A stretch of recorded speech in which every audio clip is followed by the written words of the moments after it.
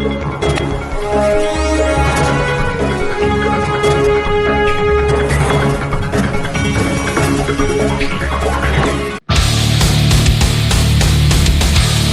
batal, Prabowo gagal, Jokowi terjungkal.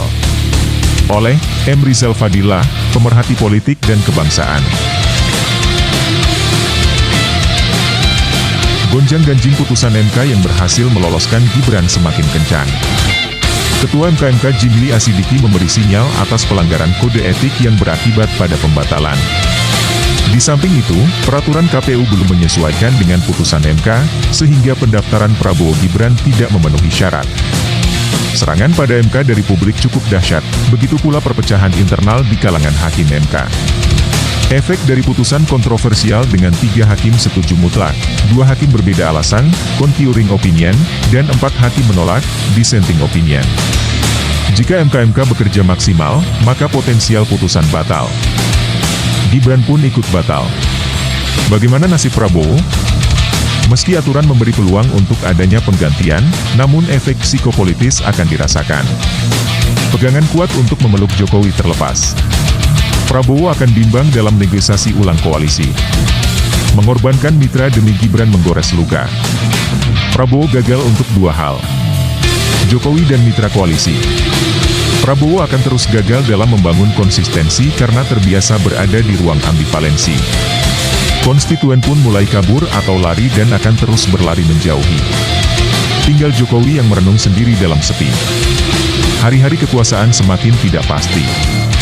Ketika Gibran batal maka PSI pun tidak akan bersinar. Kaisang, sang putra kedua, hanya berperan dalam permainan komedi putar. Menjadi ketum abal-abal.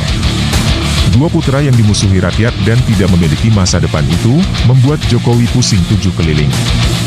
Dipastikan ia akan berjalan dengan badan limbung. Keganasan kekuasaan akan segera memangsanya.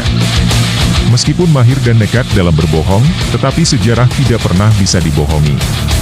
Hari-hari kejayaan akan berakhir. Ketika bingkai bagaikan sempurna dan kuat, di sanalah kerapuhan dan kelemahan itu berada. Kasus putusan MK yang melegitimasi nepotisme menjadi pintu reaksi besar.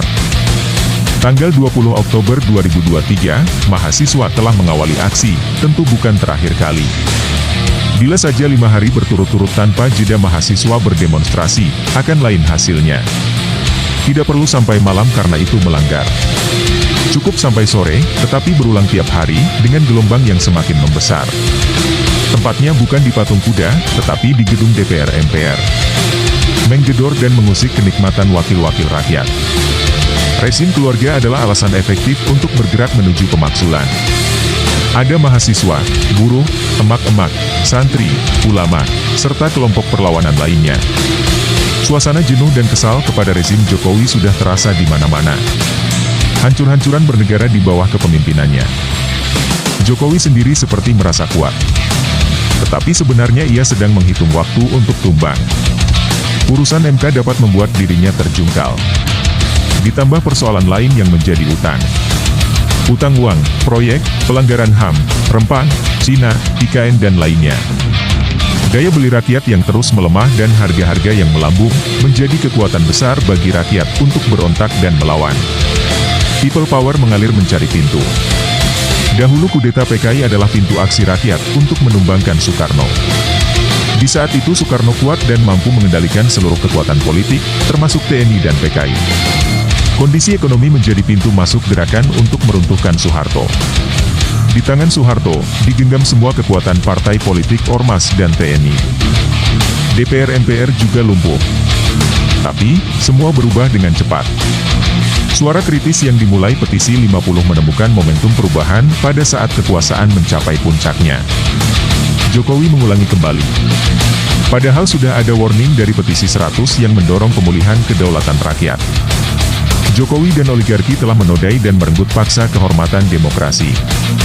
Tampilan sederhananya menjadi topeng dari perilaku jahat dalam bidang politik, hukum, ekonomi, dan agama. Wajah dari kepalsuan moralitas, the face of the falsity of morality. Jokowi akan segera terjungkal sebelum pemilu 2024 berlangsung. Rakyat merasakan bahaya akan keberadaan Jokowi jika ia masih ikut mengendalikan pemilu 2024. Jokowi yang sekarat dapat berbuat semaunya untuk menyelamatkan kekuasaan dari penghukuman rakyat. Ia butuh boneka pelanjut dan pengaman.